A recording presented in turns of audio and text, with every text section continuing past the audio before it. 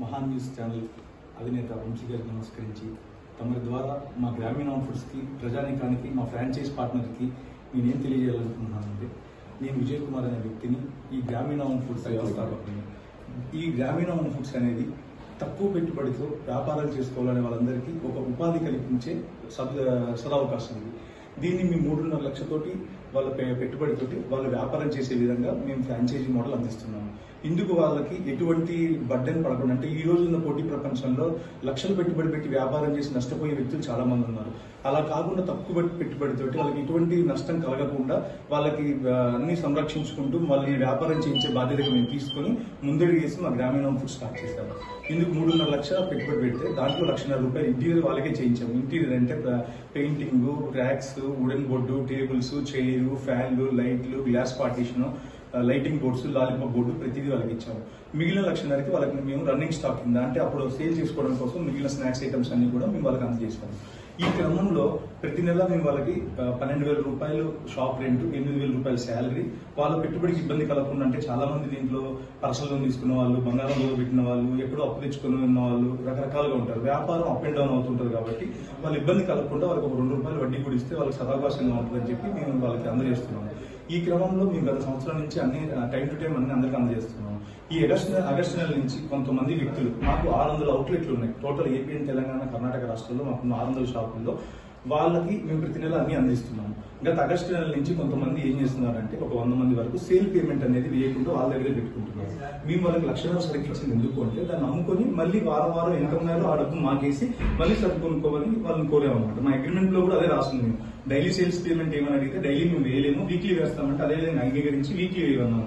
తర్వాత మా అవుట్లెట్ లో మేము రెంట్ కడుతూ కూడా వాళ్ళు మేము ఐస్ క్రీమ్లు, చాక్లెట్లు అమ్ముకుంటున్నాం, దానికి కూడా మేము యాక్సెప్ట్ చేసాము.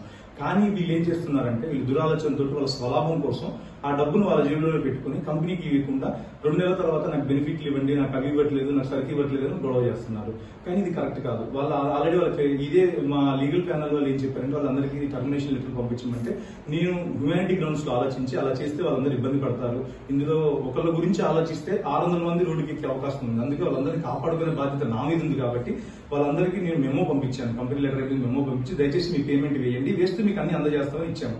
అయినా ఎటువంటి స్పందన లేకుండా ఎవరు లెక్క చేయలేదు. లెక్క చేయకుండా ఎవరు డబ్బులు ఇవ్వట్లేదు.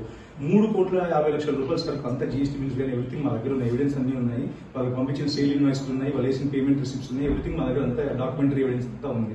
₹3,50,00,000 సరుకు పంపిస్తే అన్ని అవుట్లెట్లు వాళ్ళు కలిసి మాకు కేవలం మాకు ఇచ్చిన రిటర్న్ సేల్ పేమెంట్ ఎంత అంటే 15 లక్షలు.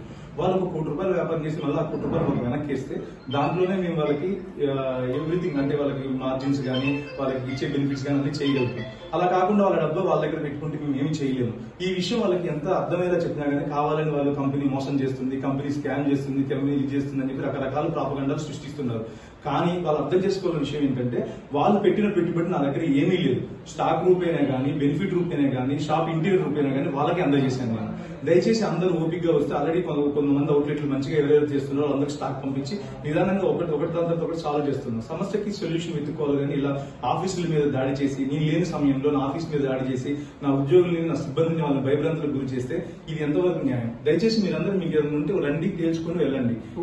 మొన్న కూడా తెలంగాణకి 100 షాపులకు స్టాక్ పంపించాం మేము. ఇదంతా తెలుసుకోకుండా మీరు కేవలం మీ స్వలాభం కోసం మీరు అందరూ వచ్చి ఇలా ఇబ్బంది పెడితే మీరు వచ్చిన 60-70 అవుట్లెట్ల వల్ల 500 అవుట్లెట్లు మిగిలిన వాళ్ళతో సఫర్ అవుతారు. దయచేసి ఇది గుర్తించగలరని మహాన్యూస్ ఛానల్ ద్వారా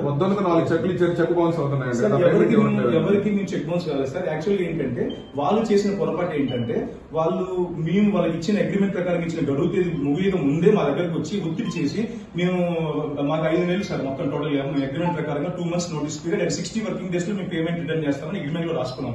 కానీ వాళ్ళు ముందే వచ్చి మా మీద ఒత్తిడి చేసి చెక్కులు తీసుకొని పోయి డిపాజిట్ చేసుకుంటే దాంట్లో బ్యాలెన్స్ ఎలా ఉంటుంది సార్? వాళ్ళు అగ్రిమెంట్ ప్రకారం మిషన్ ఇస్తారని 3.5 లక్షలు తీసుకున్నారు. తప్పు సార్, ₹3.5 లక్షలు కాదు సార్. మేము ₹2 లక్షలు ఓన్లీ మిషన్ కాస్ట్ ఇన్వెస్ట్మెంట్ తీసుకున్నాము. ఏటీఎం మిషన్లు కూడా 10 మందికి ఇచ్చేసి 20 మంది కట్టారు, 20 నుంచి 25 మంది కట్టారు, 10 మందికి ఆల్రెడీ ఇచ్చేసాం మేము.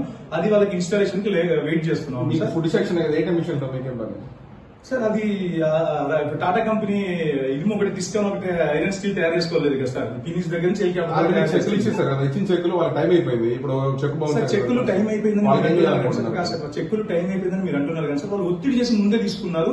ఈ లోపు ఒకళ్ళ తర్వాత ఒకరు ఒకేసారి నాకు కావాలి. ఇప్పుడు 10 మంది కలిసి మీద ఒక మేకను పట్టుకుని కుక్క అంటే కుదరదు కదా సార్. ఆ 10 మంది సమన్వయంగా ఒకళ్ళ తర్వాత ఒకరు వచ్చి సాల్వ్ చేసుకుంటే మేమేమైనా చేయగలుగుతాం. అంతేగాని ఒకేసారి ముందుగా వచ్చేసి నాకు చేయి అంటే మేము చేయలేం కదా సార్. వాళ్ళ టైం వచ్చేంత వరకు వెయిట్ చేయాలి కదా సార్. వాళ్ళు చేయకుండా మేము కేసులు పెడతాం, అవి పెడతాం, ఇవి పెడతాం, మా ఎంప్లాయీస్ ని బెదిరిస్తే వాళ్ళు ఏం చేస్తారు, చెక్లు ఇష్యూ చేస్తున్నారు. బయట వాళ్ళకి ఏం చెప్పాలనుకుంటున్నాను సార్, మేమేం చెప్పాలనుకుంటున్నాం అంటే సార్, దయచేసి ప్రతి అవుట్లెట్ వాళ్ళు ఓపికతో వచ్చి తమరు కట్టాల్సిన ఆ అవుట్లెట్ వాళ్ళు కట్టాల్సిన డబ్బు ఏదైతే ఉందో అది కడితే మేము వాళ్ళకి స్టాక్ ఇచ్చి కొనసాగించగలుగుతాం. వాళ్ళు ఇవ్వకుండా మా మీద రివర్స్ గా మా మీదకి వస్తే మేము ఏం చేయలేము సార్.